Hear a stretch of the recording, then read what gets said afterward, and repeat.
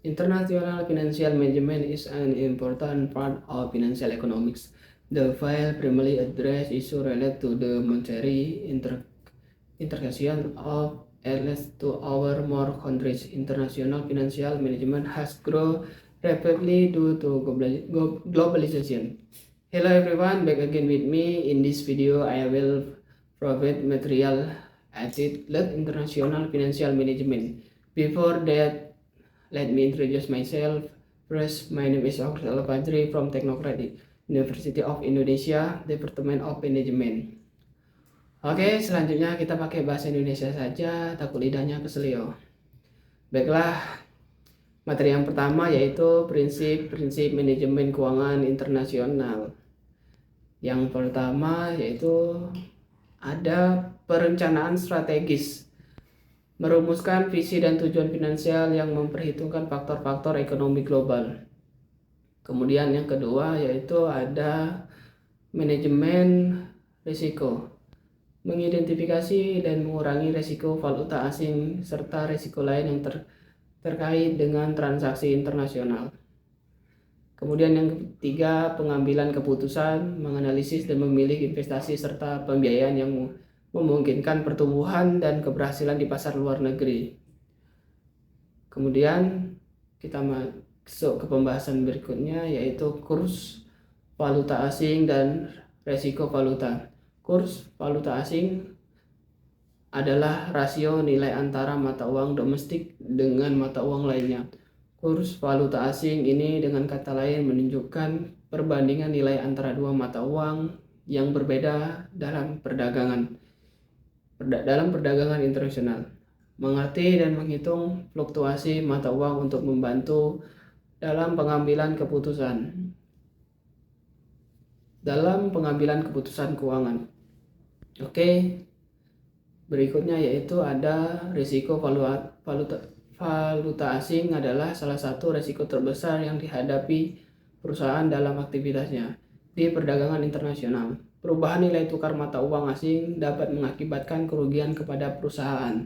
Salah satu cara perusahaan untuk meminimalkan risiko nilai tukar mata uang atau valuta asing adalah dengan melakukan hedging.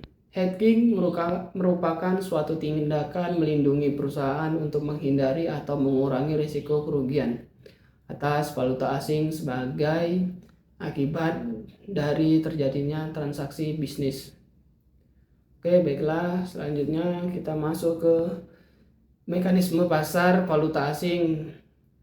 Pasar valuta asing adalah bagian dari sistem keuangan yang berkaitan dengan kegiatan transaksi yang melibatkan pertukaran mata uang dari dua negara yang berbeda beserta derivatifnya, tetapi tidak termasuk penukaran bank notes yang diselenggarakan oleh kegiatan usaha penukaran valuta asing.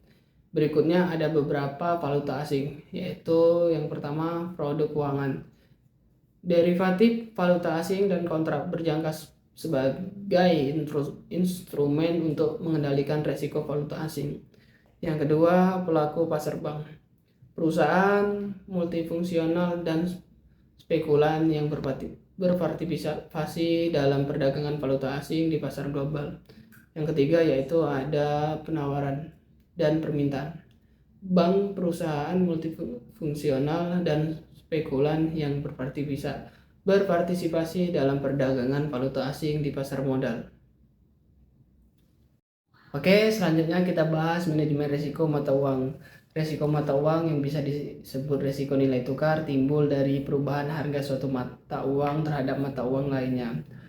Investor atau perusahaan yang aset atau operasi bisnisnya melintasi batas negara rentan terhadap risiko mata uang yang dapat menimbulkan keuntungan dan kerugian yang tidak dapat diprediksi.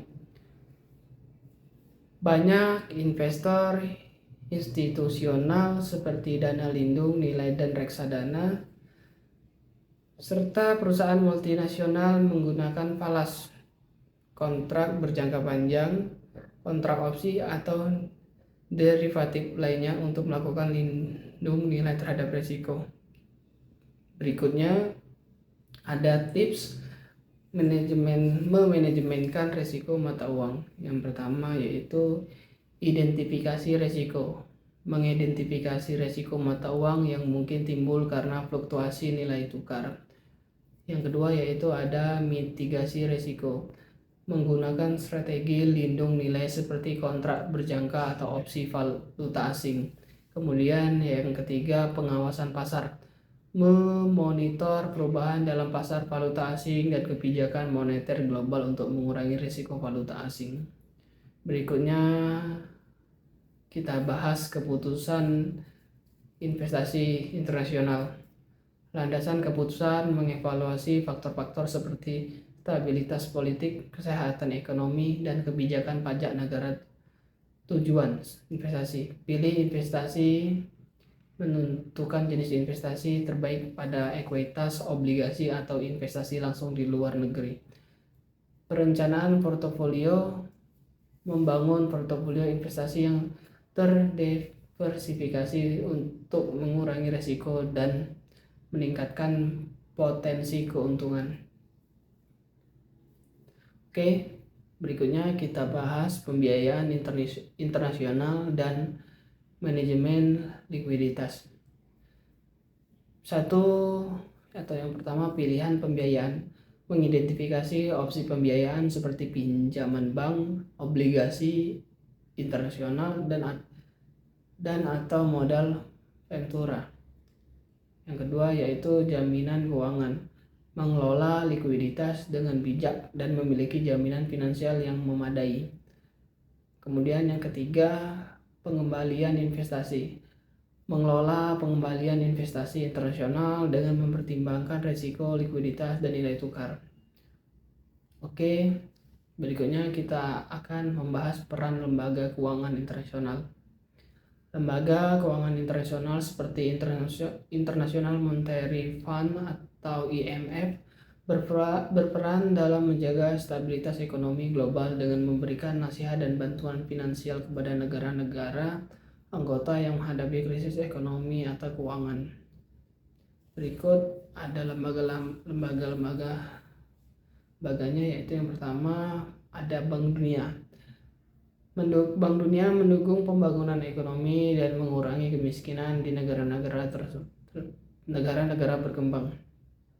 Kemudian yang kedua ada World Trade Organization atau WTO, mendukung liberalisasi perdagangan internasional dan memfasilitasi negosiasi perdagangan dunia. Kemudian yaitu ada International Monetary Fund atau IMF yang sudah kita bahas tadi, memberikan bantuan finansial dan kebijakan moneter kepada negara anggota dalam krisis keuangan. Yang keempat ada Asia Development Bank atau ADB, membantu pembangunan ekonomi dan sosial di Asia dan Pasifik melalui proyek infrastruktur dan bantuan teknis. Oke, baiklah. Dari materi di atas dapat disimpulkan manajemen keuangan internasional dibedakan dengan manajemen keuangan domestik. Keduanya memiliki beberapa perbedaan dalam persoalan institusi, nilai tukar mata uang, tingkat risiko politik, serta modifikasi teori dan instrumen keuangan. Dalam hal institusi, manajemen keuangan internasional lebih memperhatikan kondisi, perbedaan budaya, sejarah, dan institusional yang dapat mempengaruhi manajemen perusahaan. Mengenai nilai tukar mata uang, manajemen keuangan domestik dan manajemen keuangan internasional sama-sama memiliki risiko.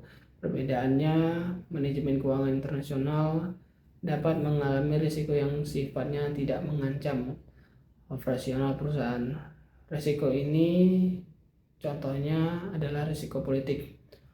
Operasi perusahaan dengan manajemen keuangan internasional diadakan oleh perusahaan multinasional dengan mengacu kepada teori dan instrumen dari manajemen keuangan domestik. Oke, mungkin itu saja materi yang dapat saya sampaikan. Lebih dan kurang saya mohon maaf, dan jika ada salah tolong dikoreksi, dan jika ada yang ingin disampaikan boleh ditanyakan di kolom komentar. Saya akhiri video kali ini. Wassalamualaikum warahmatullahi wabarakatuh. See you in the next video.